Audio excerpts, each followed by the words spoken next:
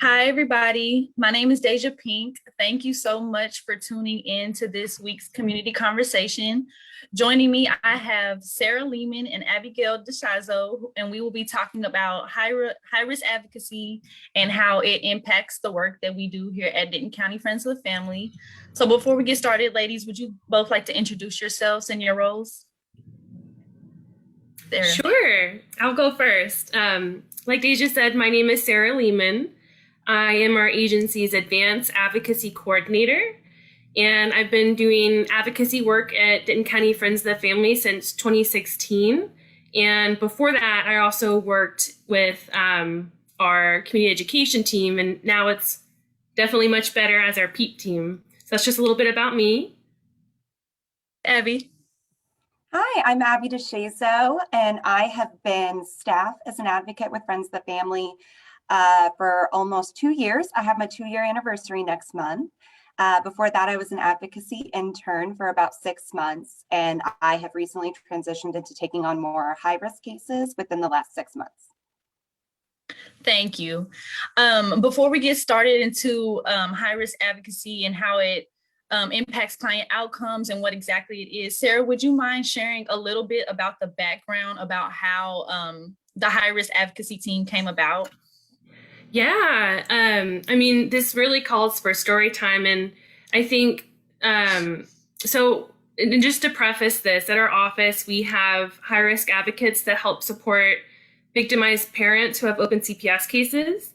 And that's what myself and another one of our advocates work on. And then we have Abby's position, and she focuses on this intersection with people who've experienced just really high risk physical violence and working with law enforcement. So the story that I'm going to tell is going to be focused on the CPS system. So this story might take a little bit of time to tell, but that's just because it took some time to happen. The creation of my position and our other CPS-focused high-risk advocate is a long story that was supported and spearheaded by the passion of our Director of Legal Services, Donna Bloom. So over 10 years ago, Donna was meeting with victimized parents who had these open CPS cases. And she was seeing that these parents not only had higher risks of danger from their abusive partner, but they also had a higher risk of having their children removed by CPS due to the concerns about domestic violence. So this was because back then, they not only identified the abusive partner as being neglectful of their children, but they also penalized the victimized parent, saying that they failed to protect their children from witnessing the abuse that the victimized parent was experiencing, which is really wild because that's such a clear example of victim blaming, and it had to change, which fortunately it did. So Donna back then helped, and she worked with a lot of folks. So she worked with the Texas Council on Family Violence. She worked with other family violence center advocates and attorneys. She worked with people that worked for the Department of Family Protective Services in Texas. She worked with people who were victimized parents themselves. And she also got help from a Texas senator named Jane Nelson. So with all those people working together, in 2011, there was a Texas Senate Bill 434 that Jane Nelson introduced. And what it did, and fortunately it ultimately passed too, but it did a couple different things. So first, it helped establish a task force that they charged with examining the relationship between family violence and child abuse neglect. They also directed them to develop policy recommendations to change what was happening before, best practice guidelines for CPS and family violence centers. Like our office, Denton County Friends of the Family, we would be considered a family violence provider. And ultimately, in the next year, in 2012, with new guidelines to follow and recommendations for CPS, for offices like ours, for even the judiciary and attorneys handling CPS systems, cross systems, and legislative policy, they helped create all these things. In our office, we recognized how important it was to implement all the recommendations that they put in this report. And I mean, it's public record. You can go on Google and Google Senate Bill 434, and you can see all these recommendations in this report. And I'm just really proud to say that our office, we've implemented all 7 of the recommendations that they made for family violence centers, which is really cool. We take this population really seriously. So the victimized parents and their children that have open CPS cases, they're really a special population that our agency needs help really from the top down. And we really do a lot to prioritize them at our office because we know that they have these increased risks. So because of that, we created a specialized class for victimized parents to attend called Advance. And we've created the streamlined process for CPS caseworkers to refer to the class. We also, really important, because this is one of the recommendations that they made, we also invested in getting our battering intervention and prevention program contracted with the Department of Family Protective Services, so we can also address offender accountability. And I know Abby might talk about this in a little bit too, but offender accountability is just really so important, because without provided appropriate intervention for this adult parent that's choosing to use domestic violence, these safety concerns for these victimized parents and our kiddos, they're only just going to continue, and they'll just adapt to different behaviors in the future, no matter what she may choose to do, no matter what is in her control to choose to do, really. So that's just a little bit about the history of our CPS system, High Risk Advocates. And I know that there's some history with our law enforcement one, and I don't know, Abby, if you'd like to talk a little bit more about that, but like I said, it's kind of a long story on how our positions got made, but I'm very glad that they did. Thank you so much, Sarah. Mm-hmm. Yeah, and I can talk a little bit about the law enforcement kind of or criminal justice advocacy role that I play. Like I said, I'm relatively new to it. The position that I'm currently in did exist prior to me going in it. We've just altered it a little bit. So I know that when this role was originally created, similar to the CPS advocacy role, we realized that when a law enforcement report is made by a victim of domestic violence, whether it was made voluntarily or involuntarily by maybe a bystander calling the police out of concern, this domestic violence victim now has a system involved in their life, whether it was something that they wanted or not, and it can be really confusing. The criminal justice system, I learn more and more about it every single day, and this is what I'm supposed to explain for a living. It's very complex, it's very complicated, and it's certainly not what we see on TV. It's a complex system. So this role was originally created to really get on the forefront of these victims making these reports, so they can be connected to an advocate, preferably as soon as humanly possible. We like to see within 24 hours of the report being made, if possible. So we can provide that guidance, we can answer questions, and we can also get them connected to any resources that they may need to get them to a place of safety really quickly, and also ensure that they're just educated throughout the whole process and really understand the steps that law enforcement is taking, the steps that inevitably the district attorney's office could be making, and really help them assess what resources they need to get to independence as safe as possible. Awesome. Thank you so much, ladies. Could you both kind of describe how you receive referrals, whether it's through our agency or law enforcement or CPS? How exactly do each of you receive referrals, and like how does it streamline the services and improve client outcomes? Do you want to take that away, Abby? Sure. I'll try to be brief. So because my position, like I said, it existed prior, but we have changed certain aspects of it, the way that I am receiving referrals is a little bit different than it used to be. So prior to me going into this role, the previous advocate was just working with Denton Police Department referrals. So they were receiving referrals directly from the law enforcement agency at Denton Police Department and getting connected to victims of domestic violence that way. It's changed a bit that we've kind of opened it up to be more of a Denton County-wide kind of thing. So referrals that I'm receiving are specifically for folks who have made a police report of being abused by their intimate partner in the Denton County area. So the referrals I receive can either come directly from law enforcement, which is what we prefer because, again, it kind of streamlines the process, gets it going really quickly, or law enforcement officers have these little booklets that they can give to victims that has all of our information, services that we provide, our contact info. So some of these victims are getting connected that way, where they're just calling on their own, and those clients can get referred over to me as well. I also have a good relationship with different detectives and sergeants in the Denton County area. So some law enforcement officers will call me directly and say, hey, we have a victim, we have a case that we responded to. They're very interested in services. Can we help get y'all connected? So that's another really great thing about my role, is building those relationships. And so we can preferably get folks connected as soon as humanly possible. And Abby, is your position specific to adults, or do you serve children as well? Primarily adults. There are certain cases that maybe adolescents may benefit from advocacy services, but it is primarily adults because my role specializes in intimate partner violence. So typically, we're going to see those intimate partner violence cases for folks over the age of 18, more so than under the age of 18. Thank you, Abby. How about you, Sarah? Yeah. So thinking about that task force that I mentioned earlier and the recommendations that they made, some of those recommendations are kind of based in making sure that we maintain a good way to get referrals from our local CPS office.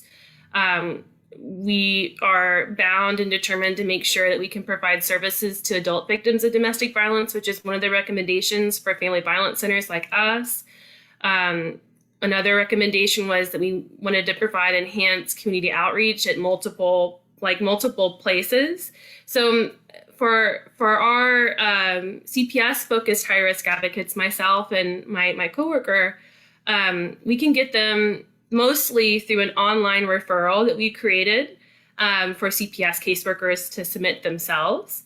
And we made it so they can submit them very easily, like if they were at court or if they were on the go, as CPS caseworkers are wont to do, that they have a very quick way, like if they're meeting with a family for the first time and they realize that domestic violence is an issue and they identified this parent as the victimized parent, that they can help submit a referral very quickly in that moment. So that's one way that we receive referrals.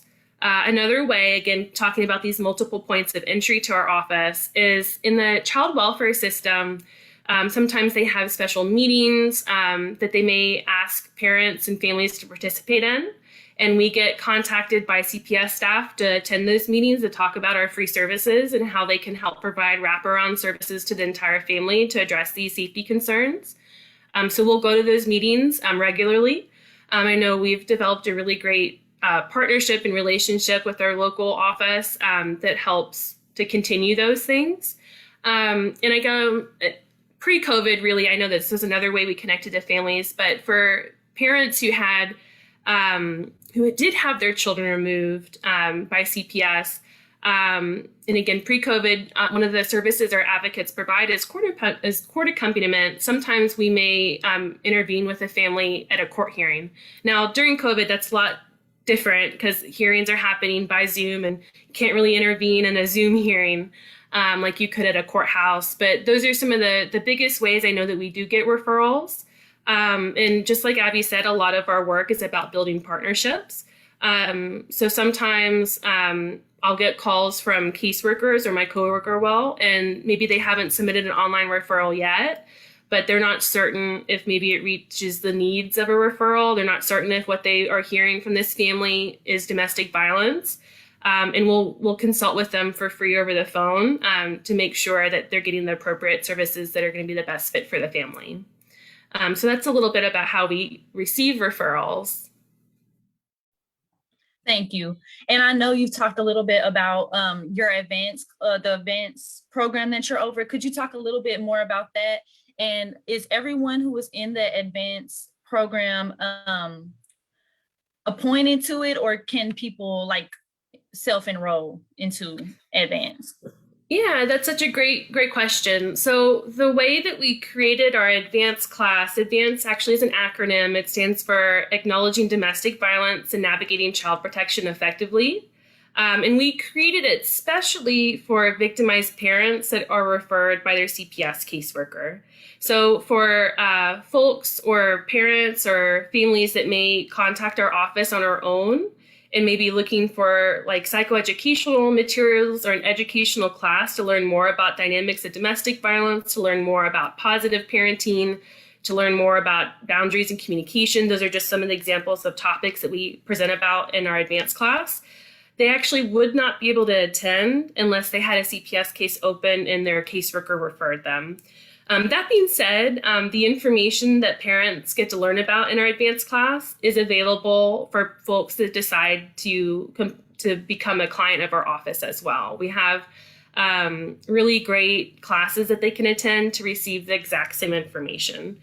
So rest assured, even if you don't have a CPS case, if you feel like those sorts of classes would be helpful for you, then it would be a really great reason to call our crisis line or our front desk and schedule yourself an intake. Awesome, thank you. And of course, you mentioned the pandemic. It's impacted all of us and how we deliver our services here at the agency. What changes have you noticed as far as like reporting and things like that, service delivery? How has it impacted the work that each of you do here at Friends of the Family in your roles? Sure, I can jump in and answer that first. I think that at least speaking from a referral standpoint, like the amount of domestic violence cases that are being reported, again, I've only been in this role during the pandemic, but based on what I've heard, reports have skyrocketed. There are a lot of domestic violence reports being made. I know that, the mandatory quarantine was a factor of that for a while. Folks being trapped in the home together, not really having good excuses to leave the home, like we would typically like safety plan with a client about good reasons to separate, those no longer being a good reason. So the number of police reports that are being made because of domestic violence incidences, from what I've seen, have gone up. And I know that the district attorney's office is experiencing that as well. They have record numbers for the amount of felony and misdemeanor family violence cases that they are prosecuting right now. So we're staying busy on this end for sure. Sarah? The pandemic has impacted our CPS referrals dramatically. We were able to get our numbers to compare them from 2019 to 2020. And we had a very significant increase in the number of referrals that we received, really beginning in March of 2020, which is just really shows how needed this systems-based advocacy is. I don't know what would have happened if we didn't have these specialized roles to help connect with these families. Just because of the pure volume of referrals that we received in the last year.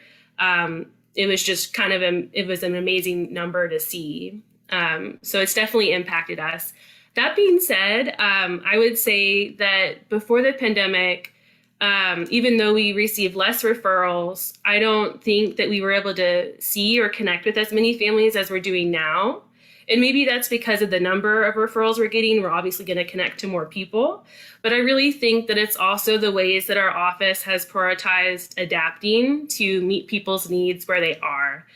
For instance, our outreach office is closed to public appointments, or really closed to walk-ins, except for specific appointments that are made.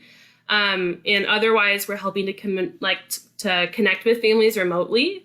Using different forms of technology to do so. So I think that's really amazing, just because domestic violence is an ever evolving issue, and it makes sense as service providers that we continue to adapt and best really serve the families that need our help.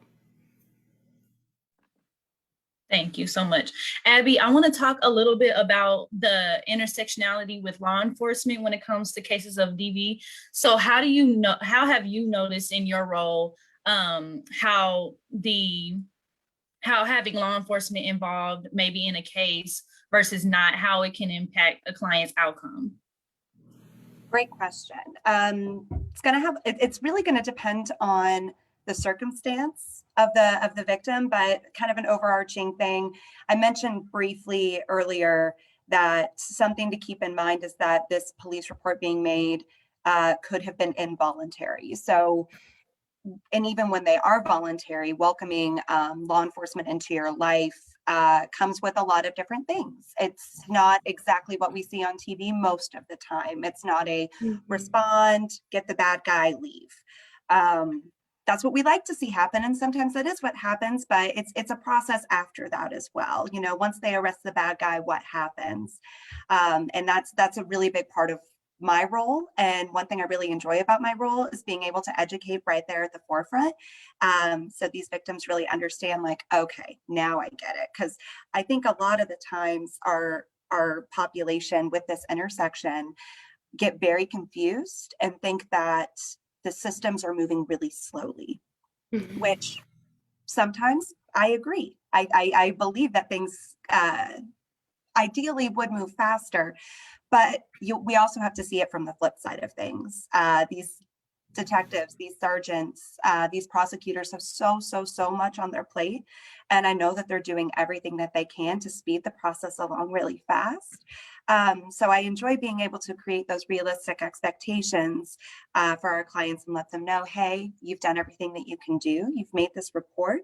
Now we just have to ensure that you're connected to the right folks and that this continues. But it's going to be a slower process than we would like to see. So also circling back around to something Sarah said about offender accountability, we focus on that a lot as well. Because another thing that our clients often think is like, well, I made the report, they made the arrest. Okay, he's going to spend a bunch of time in jail now. Everything's fine. And that's not always the case. So we have to again set those realistic expectations. And also assess what the big concern of our clients are. What is your goal? Is your goal for them to be arrested because you want them to be held accountable, or because you're scared for your safety? If you're scared for your safety, let's talk about some other steps that we can take to ensure your safety outside of expecting this offender to be in jail for a long time, because that's just something that unfortunately we cannot control and they cannot control either. So focusing on what they can control, keeping them educated, and making sure they're involved throughout the process as well. Once it gets to the next stage of, okay, there's been an arrest, now there's prosecution. I like to chat with my clients. Hey, would you like to meet with the prosecutor? Do you want your voice to be heard in this case? Or on the flip side of it, some clients are like, no, I don't want to be involved at all. I have moved on. I'm ready to take this next step in my life, which is also just as valid. In terms of moving on, moving forward, what steps can I help them take to ensure that they don't have to provide any kind of testimony? And what steps can I take to ensure they know what's going on, but are not directly involved because they're ready for the next stage of their life? Yes, I definitely agree. And that's one thing we try to promote at Friends of the Family is self-efficacy and like making your own decisions. We like to provide that education and empower people to make their own decisions, because of course what we know about domestic violence is it's about power and control, and that's the last thing that we want to do, is exert power and control over a client. So that's what we make sure we're doing, empowering and educating and allowing people to make their own decisions, which is great.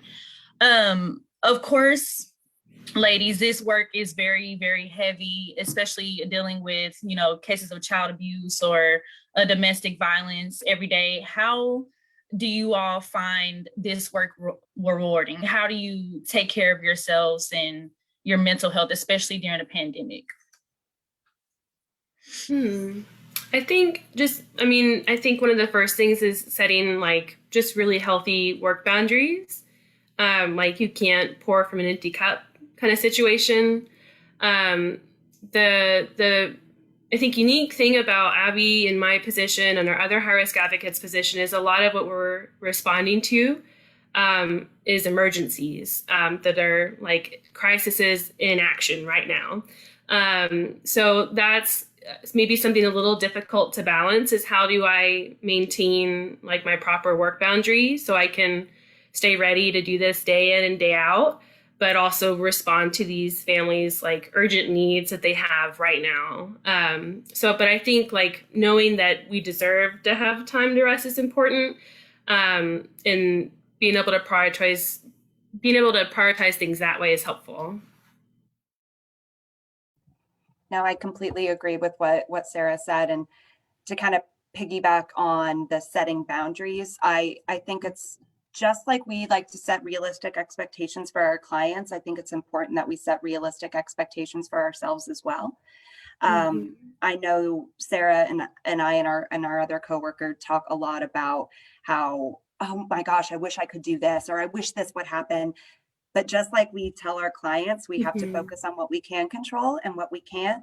And unfortunately, there's a lot of things that we're not able to control. So one thing I always like to ask myself before I leave at the end of the day is, okay, did I provide my client with all the resources they need so I can go home and know that if something were to happen while I'm not going to be available at this time, they know who to call. They're going to know where to go. They're going to know what to do. So when I come back in at 9 a.m. the next day, while there was a crisis, they were able to take care of it with the resources we worked on together. And we can go from there. And also, yeah. I have a dog. That's my biggest piece of self-care right there. Exactly. And if anyone ever is watching this video and you need assistance, we have our 24-hour crisis line at 940-382-7273, which also has a text option, or 800-572-4031. If you are ever needing assistance outside of our office hours, the 24-hour crisis line is available 365 days a year. Before we wrap up, ladies, do you all have anything else that you would like to add or for people to know about high-risk advocacy? Yeah, I think one important thing to know is how Abby and myself and our other coworker connect to our clients is different. Our agency's other advocates connect to families after that family has contacted us and they asked for specific help themselves. High-risk advocates, again, like we've been talking about, they connect through system referrals that originate outside of our office. And these folks and families, they haven't contacted us because they haven't necessarily gotten in touch with us because maybe they believe that there's an issue, but because the system has identified them as a victim of domestic violence and believe that our office services could be helpful to them to build long-term safety. And I think this is true probably for you too, Abby, but for the folks that get referred through CPS, most of these families have never heard of our office before. They may not believe that they have any safety issue or think that they need any services. And the help that these systems, like it's helpful that these systems will tell us about, we'll tell these families about our office, but usually the help that they tell is kind of vague. But once we're successful in getting these folks on the phone, we can really talk to them about how we can provide them wraparound help and talk to them, like Abby said, about all of their available options that they may have had no idea even exist.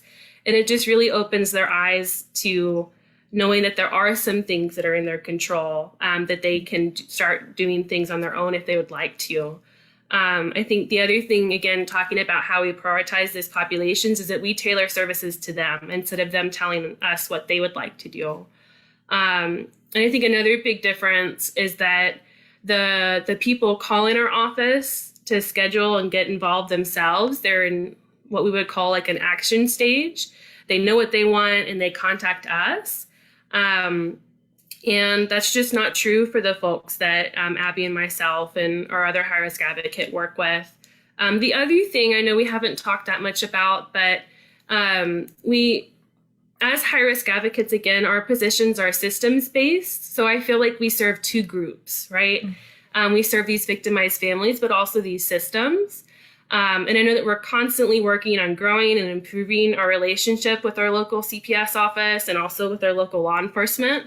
And one thing I can say about how we've taken that feedback from CPS at least is, for example, one important piece of feedback we've gotten from caseworkers is like, how do I know that a parent is making progress once I've referred them to the advanced class or to the BIP program?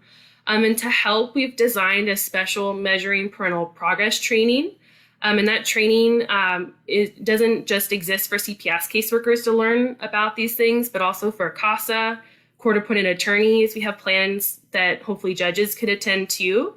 And we're going to be hosting these periodically throughout the year. And our first one is actually going to be next week on March 31st. So if you're watching this and you're a CPS caseworker or CASA or a court-appointed attorney or judge and you'd like to attend, please reach out and we'd be happy to help get you signed up. And even if you can't go to the one next week, we'll be able to help you get scheduled for the next one too. Thank you so much, Sarah. How about you, Abby? Do you have anything to add? I think Sarah hit the nail on the head as she normally does. But just kind of an overarching thing about our agency, I just want to remind everyone that you don't have to be ready to leave an abusive relationship or even ready to really dive into what's going on. And we're still here. I think we're oftentimes viewed as, like a shelter, like a place to go when you're ready to leave, which is great. We have a shelter. We are those people when you're ready to leave, but we're also those people when you're thinking about leaving. We're also those people when you're just scared and don't know what to do. We're those people when you've been separated for 10 years, but you're just now ready to take the necessary steps that you need to heal. We're here through every aspect of the abuse that you may have experienced, whether it be domestic violence or sexual assault. Doesn't matter which stage you're in, we're here. And like Sarah said, we're here to meet you where you're at, and we're here to provide the you want and you are identifying that you need. I know the first question I always ask my clients is, what do you need right now? How can I help you with what you need? And I always identify advocates. Like if someone said, what is an advocate? I say, well, it's someone who gets you from point A to point B. So just an overarching thing for anyone who may be interested in our services or have anybody close to them that you think would benefit from our services. We're here. Thank you so much, ladies. Sarah, where can people reach out if they want to attend next week? Yeah, and just to clarify, this training is special. So unfortunately, if you are a community member and you love learning about our office and the services we provide, or even if you believe you may be experiencing some of these concerns yourself, this training unfortunately isn't for you, but we still would love to help you otherwise, of course. But the training, again, is for CPS caseworkers, CASA, court-appointed attorneys. If you are a CPS caseworker, you should have received, if you work in Denton County, you should have received an email. And in that email, it'll have a link for you to sign up. If for whatever reason, if you can't locate the email, reach out to your supervisor. Your supervisor will be able to help provide that information. And if they can't, we have a local liaison that they can reach out to. CASA, I know that our other advocate has been in touch with your, I'm not certain her title, but the volunteer coordinator for CASA of Denton County. So reach out to them and they'd be happy to help get you signed up. And if you're a court-appointed attorney, I think the best thing to do would maybe be to comment under this post, and we'll reach out to you on a case-by-case basis, just because I'm not sure the best way to make sure we can get back in touch with you otherwise. Thank you both so much for spending part of your afternoon with us. I'm sure our viewers learned a ton of good information about our high-risk advocacy team and the work that we do at Friends of the Family. I think we're going to go ahead and wrap it up if you all don't have anything else to add. And once again, thank you so much for joining us. Thank you. Thank y'all for having us. Bye. Thank you.